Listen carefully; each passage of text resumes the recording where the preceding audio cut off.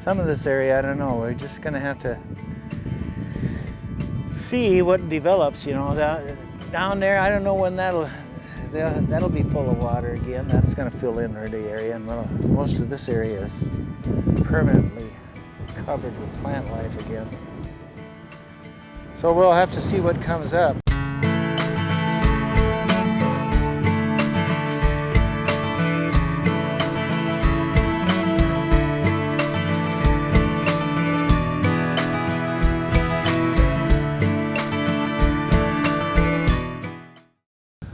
Well,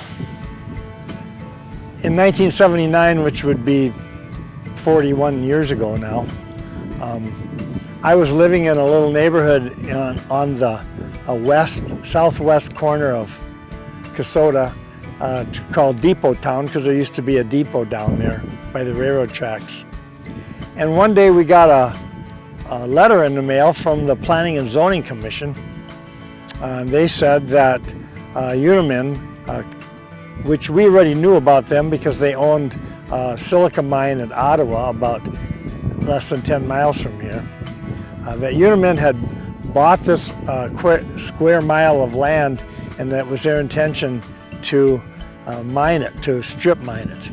Well, this is one of the few remnants of native prairie around here, and the reason that it's still here is because it's too rocky to farm. It had been pastured, but it had never been plowed. Well, the people around my neighborhood didn't like that one bit, and the more people heard about it, the more they didn't like it.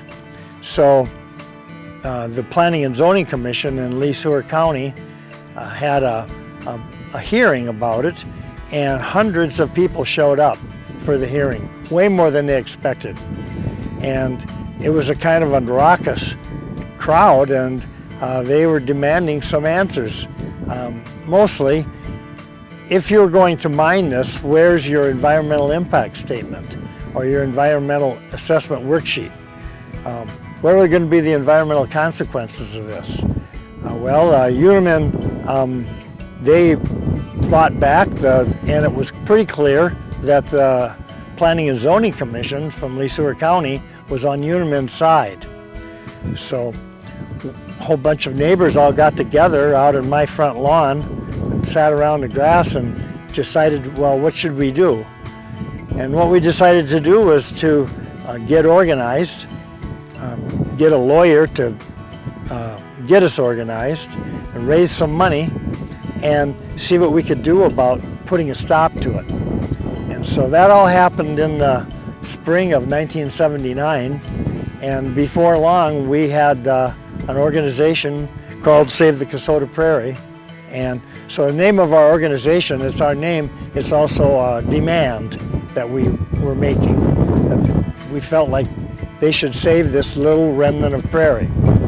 And that began about 3 years of activism, of demonstrations, of hearings, of court hearings, and public hearings. And finally, after about, I'd say 3 years later, we came to an agreement with Unimin. And the agreement was basically that they would get to have their mine, but they would save the nicest part of the prairie and restore it as a prairie, and that as they strip mined, the land that they reclaimed would also be added to the prairie. We're just about, well, to get here now, you got to go around the section. So you got to go 2 miles south of the city limits of Kasota to, what's that road? It's 101. The paved road goes to the east, but you got to go on the gravel, which goes to the west. I forget. I think it's 480. All right, yeah, I think you're right. It's 48th Street or Avenue or something like that. Street, I think. And then you go a mile and a quarter on that. It's a lopsided section. You got to go a mile and a quarter to the west where it tees, and then a mile and a quarter back north up this direction. And then you hook around here about a quarter mile to the parking lot, and you can't drive any farther because the road is ended here. So you get on the right road, it's pretty hard to get lost. Just getting out again that's the hard part. We were just talking about this parking lot and the wall here. That was kind of our first project when we started getting some gambling revenues coming in. We always, people used to have to park on the road along the side of the ditches and climb over a barbed wire fence in order to get into the prairie, even though it was part of our agreement that it'd be open to access by the public. But there was really no place to get up there, and especially if we were bringing school kids up here to learn about the prairie. You know, you park a school bus on the side of the road and have little kids climbing over a fence in order to get in. That doesn't work very well. So one of our first projects was to make this parking lot here. And we got Unimin to agree to get some of the land that was outside of the original conservation zone and let us use this for a parking lot. And they were agreeable to that. We made a nice parking lot here. It was big enough for a school bus to turn around in, or a prairie ecology bus once we started working with them. And quite a few people can park here at one time. A lot of times I see as many as a dozen cars in here. And we got a grassy swale over there where we can pitch a tent and do our event for our prairie open house like we do this year. But we hired this French stonemason that we came across. His name was Jean-Jacques. He was from the south of France, and he was a stone worker. And one day he came across this stone that he just fell in love with. It was this creamy colored limestone that came from Minnesota. So he wanted to go where they had stone like that. He said he loved the way it worked. He said you could carve it like you see butter. Wasn't that something like that? So he came out here and he had a girlfriend and he worked in better stone and stuff like that, but he was a real craftsman and he wanted to get involved with us.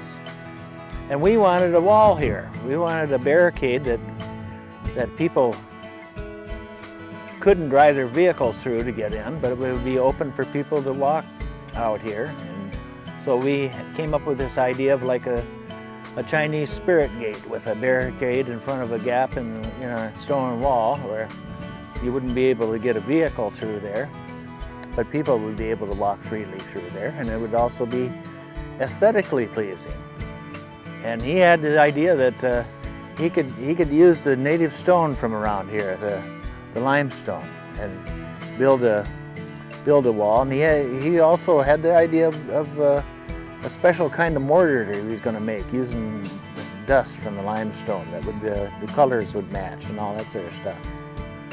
So he did that, and we paid him for one summer to just sit out here and work on the thing all the time, all by himself. Had a little cement mixer to mix up his mortar, and had cut stone and stuff like that.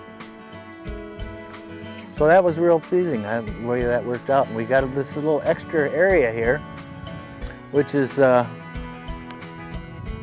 this section of the wall over here is about where the original fence line was. And so we got this extra area here. And we hired Prairie Restorations to make what we thought was going to be a prairie garden here. It's going to be representative of all the variety of plants that they had out here. Well, it's something like that. It isn't quite the way we had imagined it, and it took a long time, but there is a lot of varieties of grasses and flowering plants and stuff like that that are representative of the prairie, but it isn't quite like a botanical garden either, where we could put little tags in there where people would walk around and say, oh yeah, that's butterfly weed. I remember seeing that when we were walking out in the prairie. But we did the best we could. We came out. And then the Unimin decided they wanted to have their habitat sign here too. And that was good enough, except for it kept getting vandalized for the first half dozen times they put it up. Finally, they put it up on these big tall pillars and set the pillars in concrete. Nice day today. You bet.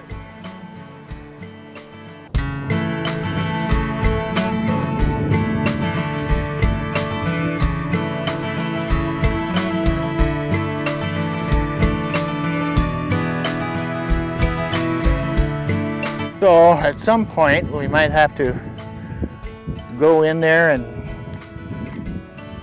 do an overspray, kill off this weedy stuff that's in there, and then go back in and seed it with good prairie plants. That's what we did with almost every other area around here. After 100 years of careful management and keeping invasives out of there. So once the prairie ecosystem is broken and run back, they estimated it would take 700 years for it to get back the way it was. And I can't wait that long myself. You can point straight north and you can see the spire of the chapel on Gustavus Adolphus. The river bends around enough that we're actually farther west than most of the part of the county here. But I think your house is pretty much on the line, straight north and south of here too. And your place is west of St. Peter, west of Gustavus by about a mile. But we're north of Mankato. I think figure it's about 6 miles north of Highway 14 and the north edge of Mankato. And again, it's 4 miles on the 3rd Avenue blacktop, and then you hit that side road, 480th Street, I guess it is, and that's another 2.5 miles then on gravel.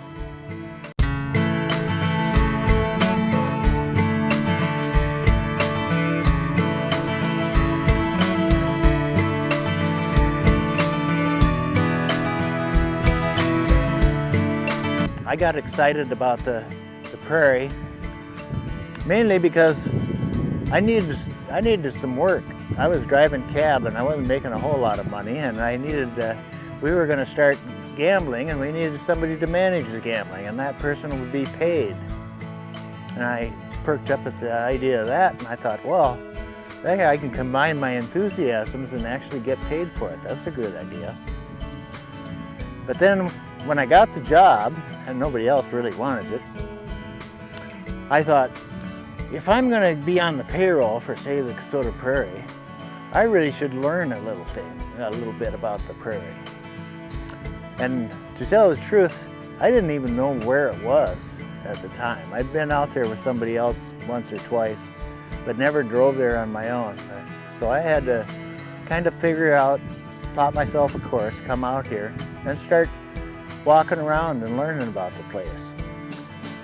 And in some ways, with Bob's story about how the organization got going, when we started, we were just kind of this not in my backyard type of a group that didn't want to be bothered by this industrial plant going in next door to us, even though we lived in a region where there was all kinds of quarries and plants processing exactly the same thing next to somebody else's house. But we didn't really know what a prairie was, or what the laws on preservation of, we didn't really know what an environmental impact statement it was until somebody brought it up. We didn't know what it was supposed to tell us about a proposed plant or something like that. We just wanted it to go away. So we had to learn about all that stuff in the process of recruiting allies, of coming up with legal arguments and scientific arguments to oppose the plant.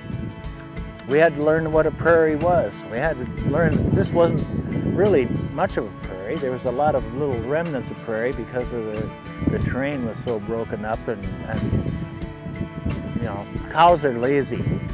The cows that grazed out here would go into the lowest, easiest parts to crop the grass. So the high parts, the rocky parts, where the grass was shorter, was where all the prairie plants were. So they survived up there just because they were in an area that was not convenient for either a farmer with a plow or a cow with an empty belly would easily go there.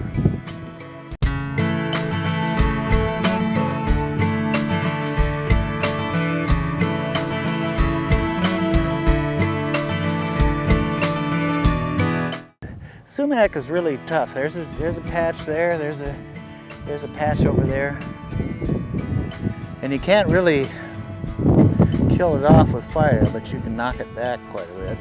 This is the Minnesota River Valley behind us. It comes from Mankato down this way, flows along here. It's got some. There's some rocky bends there that bends around, and you can see the old settlers, Nicolay, when he came through here in like 1850 or 1840 or something like that. He drew maps of the area. And you can see the same bend in the river as we have right out here, the bottomland that's adjacent to the Kasota Prairie. It's got the same shape. It's got the same sharp shape right across from where Dwayne Beaver's place used to be. There's always been that point that comes out there, almost touches Highway 169 there. You would think in a meandering river it would have changed its channel a lot of times, and it has. Between here and Mankato, and again farther downstream towards St. Peter and Le Sueur and stuff like that. But for some reason, the rock must be close enough to the surface, and the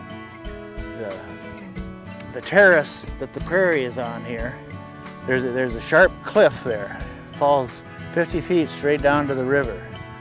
And that river always comes up to that area, and then it takes a right-left turn, or a right-angle left turn towards St. Peter there.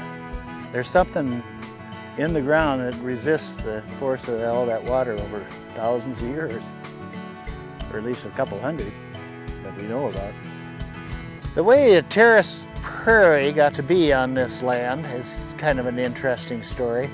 You see here we're in between two wooded bluffs here. There's about a mile to the west here. That's in Nicollet County on the other side of the Minnesota River. You go about 2 miles that way and you see the same kind of bluff up by it'd be about where Highway 22 runs down to Mankato. So in between is this basin that's about 200 feet deep and 2.5 to 3 miles wide. That used to be a river. When the glaciers melted 12,000 years ago, they formed this huge lake that extended all the way up into Canada, into Manitoba, called Lake Agassiz. And when the water level got high enough and it broke through up at what is now the headwaters of the Minnesota River, it came storming through here in the biggest flood that anybody could ever imagine. And it scooped all the gravel and all the loose rock that was on top of the bedrock along here and flushed it all down to Mendota and the Twin Cities and down the Mississippi River. And a lot of it wound up where Lake City is now, Lake Pepin. And behind, they left this terrace of limestone bedrock. And very gradually, over the hundreds of years, thousands of years after that, there's a little bit of soil formed on top of it, and some plants started growing here. But it never was deep enough or fertile enough to have a forest there. The forests are on either side of it, where the soil is deep and rich. This has always been kind of scabby land in between. And after the glacial lake had done draining, the river that came down here was a orphaned river. It was just a tiny little river in the middle of this huge, deep valley. And that's the Minnesota River that we have today. Other thing about these little basins here that have been ponds for 40 years is they were natural basins, and they would collect water in a wet year. You know, there's a drainage that's across the road here. It comes down from what they call Long Lake, or sometimes they call it Bootwell's Pond on the next section down. And that's a pretty much constant body of water there. But when the water gets real high, it overflows. It comes down a chain of smaller ponds and it goes under the road. And if it's really wet, it'll pool up here. It doesn't happen very often, you know, maybe once in 20, 25 years it might have a year that's wet enough to have standing water. Well, when they started mining over on the east here, they were, no time at all, they were into the water table. And of course they have to constantly pump the water out of there, or it fills up with water and it wrecks all their machinery, and they can't get at their stone anymore. So the pumps would go 24 hours a day for 40 years. And they'd pump the water up here to a holding pond just to the east of us here, just on just off the conservation area. And then they would filter out a lot of the rock dust and stuff there. And they'd stocked it with fish and all kinds of things, and keep it a somewhat natural functioning water bit. You know, you just can't leave the water pooled up. It's got to be active. It's got to have something going on with it, or it just becomes stale in a place where mosquitoes hatch. And, you know, you don't want that. So for 40 years, we're the level we're at now. We would be over our heads in water right here. And it even falls off a little deeper down behind us here. A lot of people mention on our Facebook page, why have they drained the pond? And they're mad at Unimin for doing that, or mad at us, or mad at somebody. But the truth is, this really wasn't a pond. It was a little low spot, as you said, that Unimin pumped water into for 40 years. But now that they've quit mining, they're not pumping water in here anymore, and it's dried up. And people wonder, well, why'd you drain the pond? Well, they didn't really drain it so much as they stopped pumping groundwater into it. Exactly. Yeah, it always was an artificial body of water at the level that it has been. And it's pretty pleasant too. I know a lot of migratory waterfowl would nest here every year, and there were fish, and there were turtles, and there were crawdaddies and all kinds of stuff. A lot of the carcasses of which you can still find on the bed there, and people are going, "Oh, that's terrible. All this stuff has died off." Well, yeah, it has, but this wasn't a natural body of water at any time. And it's just gone back to what it was before. There's obvious signs that there were beaver cutting the trees there. Oh, I thought, Jesus, the beaver came all the way from down there up here because they thought there was really good willows to chew on. You know, God, that's pretty ambitious.